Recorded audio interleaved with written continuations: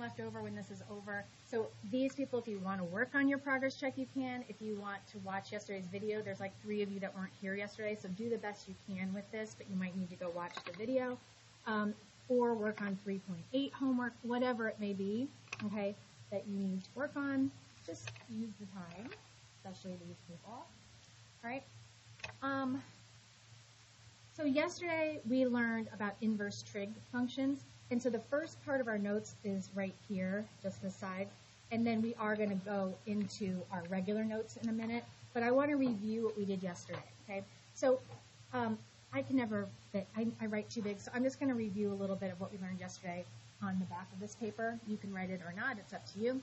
But what we learned yesterday is that inverse sine and inverse tan, use that notation. We actually say inverse sine, inverse tan. Or remember, you could see arc sine or arc tan. All of that means the same thing, okay? And for the reasons we learned yesterday, which is what those of you that weren't here yesterday are not getting from this, is that for these two, we only use a specific 2 sections of the unit circle. We use quadrant 1, so up from 0 to pi over 2, okay? That is where sine and tangent are positive, okay? And we also use backwards quadrant 4 to negative pi over 2. Why am I calling it that? Well, remember, if we go counterclockwise, which is the typical way around the unit circle, we start here and we go all the way around. So typical quadrant 4 is at 5, we go to 7, 11, but that's only if we travel the whole way around. In this situation, we're going backwards. We're traveling from 0 this direction. So instead of this being 11 pi over 6, it's negative pi over 6, negative pi over 4, negative pi over 3, and negative pi over 2. And in that quadrant, sine and tan are negative, okay? Then we learned about inverse cosine, also known as arc cosine. And in this one, we use a different 2 quadrants. We still use quadrant 1, which is from 0 to pi over 2, and cosine is positive in quadrant 2. But we also use, quadrant 1, but we also use quadrant 2, so, and that's where cosine is negative, so we use all of the top half of the unit circle. And that's something you have to know. You have to know that when we're about to do these problems, you can only pull thetas from these 2 quadrants for sine and tan, or these 2 quadrants for cosine, okay? So that's like the big lesson yesterday, was why we get that. But then we got to the work, which was all your trig stuff. So let's review real quick for the 5 millionth time. Guys, when we first started learning the unit circle, I told you, if you know this little piece of it, you pretty much know the whole thing, at least the sines and cosines. So we know that all of our denominators of 6 have this ordered pair. And this is cosine and this is sine, always that order. So then you know, if you know this is the 6's, then the 3's is the same thing flipped, and the 4's are square root of 2 over 2 square root of 2 over 2. Okay, so when we get to these problems, remember, we're looking for a theta. What is the theta? What radian? Which one of those angles has a sine value of this? Sorry, that's really loud. Nope, not that. I need to smooth this. Okay, so sine is 1/2 the denominator of 6, so I know that it has to be denominator of 3, the other one, okay? And if it's negative, it's not quadrant 1. It's going to be backwards quadrant 4. So that's going to be negative pi over 3. It's kind of nice for inverse sine and inverse cosine. It can only be pi over 6, pi over 4, pi over 3, or negative pi over 6, negative pi over 4, or negative pi over 3. So it's just positive of these or negative of these for sine and tan. And it's easy to tell which one, because if it's negative, it's going to be a negative theta. If it's positive, it's the positive theta. All right, square root of 2 over 2, that's our denominators of 4. And remember, with cosine, be careful, we want quadrant 1 or 2. So since it's negative, it can't be quadrant 1. So I think, okay, this has to be in quadrant 2. How do I find my quadrant 2? Oh yeah, I subtract 1 from my denominator. Don't forget the stuff you already know. We reviewed our tan tricks yesterday. What's my denominator going to be for a square root of 3? 3. Square root of 3 is a denominator of 3. And since it's positive, it's quadrant 1.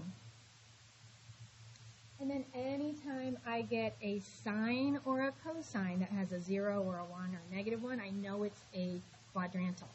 So I'm just really careful. And this is just how my brain works. I always start here. My brain always starts here. And I'll even like sketch it, like write it down real quick, like off to the side. And I'll say, oh, did I hit it? Oh yeah, sine is 0 at 0. 0 or 0. And then I'd probably go on to this one until I found the right one. I'm just going around the unit circle till I find what I'm looking for, which is that. Now, why isn't it this one? Why isn't it this one? Because sine is 0 also at pi. Why isn't my answer pi? Why isn't it?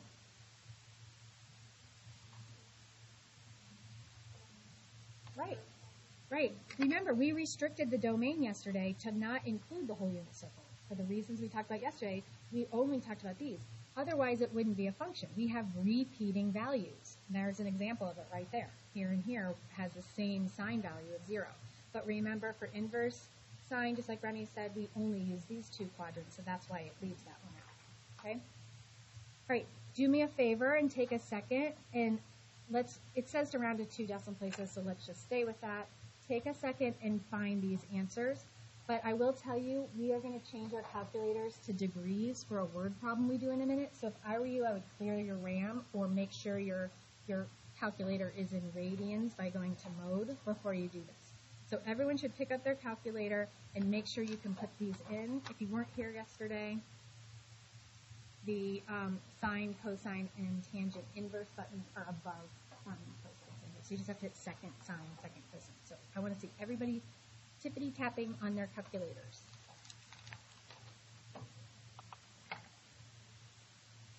Come on, it's an easy day, and I'll be typing into your calculators.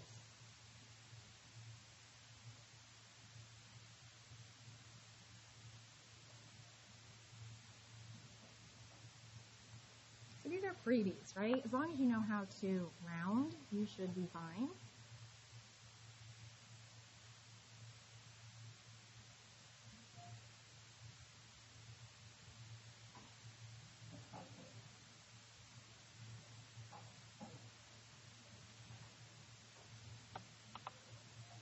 Check your answers.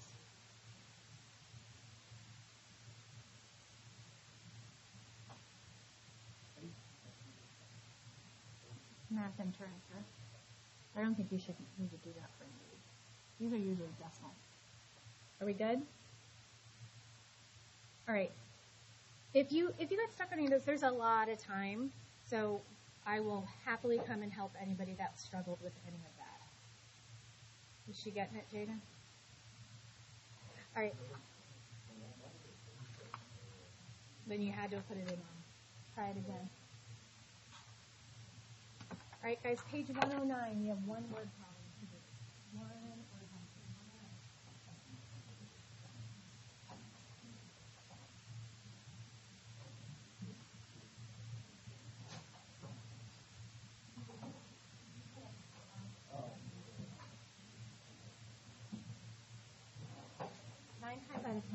Nine times out of 10, that's the issue.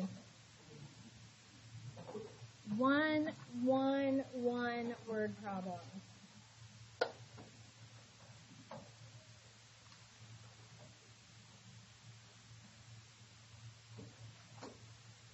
Come on, guys, notes out.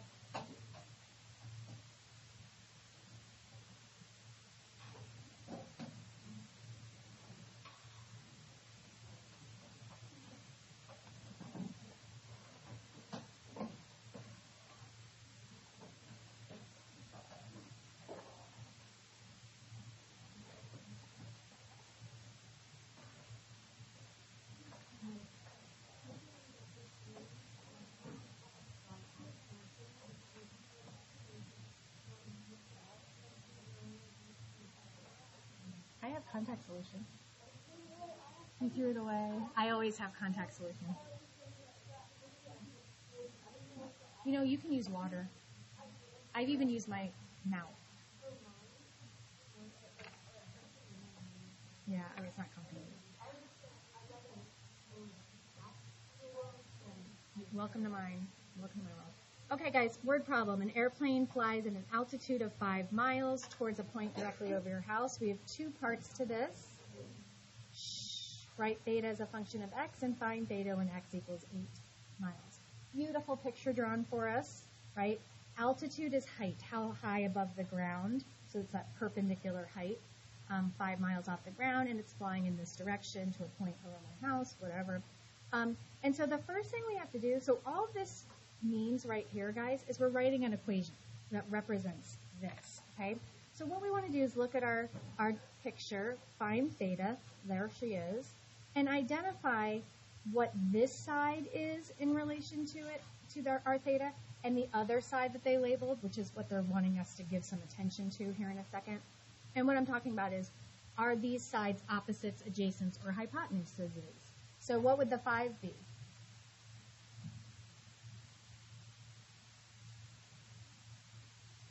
Are we sure? Opposite? It's opposite. Yeah. I just heard opposite. Guys, we have to know in relation to this theta, we've talked about this before, that is your opposite side. It's really important that you know that.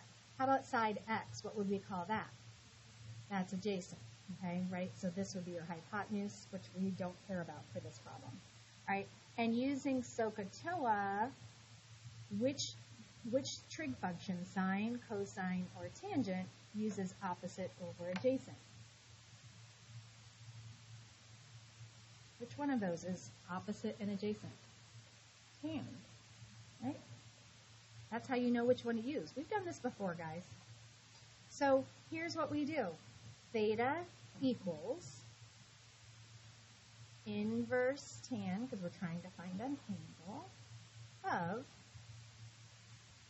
opposite over adjacent. There it is. You could write it another way. You could see it either way. You could write it either way. You could write tan of theta equals 5 over x. These both mean the same thing. Notice with theta isolated, you use the inverse symbol, but when it's not, you don't. So that could be a little tricky. Either one, though, is perfectly fine. And you could change theta to an x, any letter. Theta makes sense since we're talking about this. But you'll see x as well. All right, now the second part is just plugging in the value they gave us. So theta equals inverse tan of 5 over x is 8. And that's not a standard value that I have memorized, so this is when you use your calculator. So go ahead and do second tan, 5 divided by 8. And I get approximately 0.559 radians. Right? We're in radian mode. But think about this, guys. When you've ever heard anything on a plane or in real life, like an engineer, an architect, a pilot, anytime there's angles involved, we don't use radians in the real world. You would want this to be in degrees. So it's a really easy thing to do. So pay attention. We're going to change this to degrees. If you go to mode and you go down to, you can see your calculator should have radian highlighted right now. All you have to do is go over to degree and hit enter, and now I'm in degree mode. And you can either hit second quit to get back to your home page, or hitting clear gets you back there too. Okay, it doesn't clear out what you just did, it just gets you back. And look, you can just hit enter. You already have this on your screen. If you hit enter right now, it just changes it to degrees for you. And so that would be approximately 32 degrees. Okay? And because in the real world, the word problems, we would want our answer to be in degrees. So as I always tell you, I teach this class 6 times a day. Potentially 5 other people have used the calculator before you get back each day. So always, be aware. I think, Jaden, you left a message on your calculator for my class once. Mm-hmm. He's smiling to himself. Because there is an alphabet in here. You could type words. But so just to protect yourself, always clear your RAM before you start. Because like right now you're in degree mode and you're going to need to be in radian mode again. So either clear your RAM or go back to mode and change it back to radians so you don't mess up the rest of your homework. Okay? Good? All right. Here is your assignment. So write it down, then I can put the key up.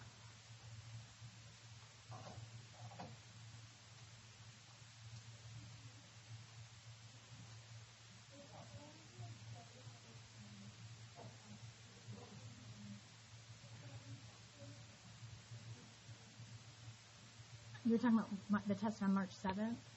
I haven't decided how I'm going to do it yet. Why?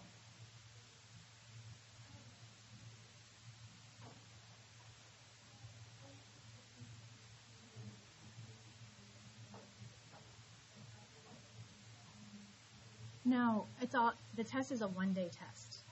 There's only 3 non-calculator questions on the test. The rest are calculator, including FRQ, but it's a one-day test. It's short. So I haven't decided how I'm going to figure that out yet, so I'm working on it. That's what I thought you were talking about.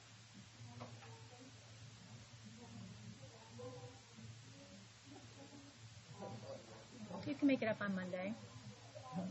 Even on Thursday if you felt like you were ready. We can talk about it then.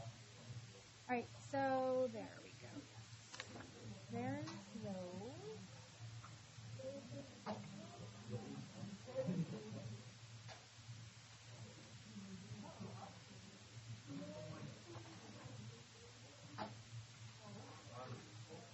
All right, guys, you should have no problem finishing. Then use your time. Let me help you if you need help. Watch yesterday's video. Do your AP class. You know the drill. Find something to do.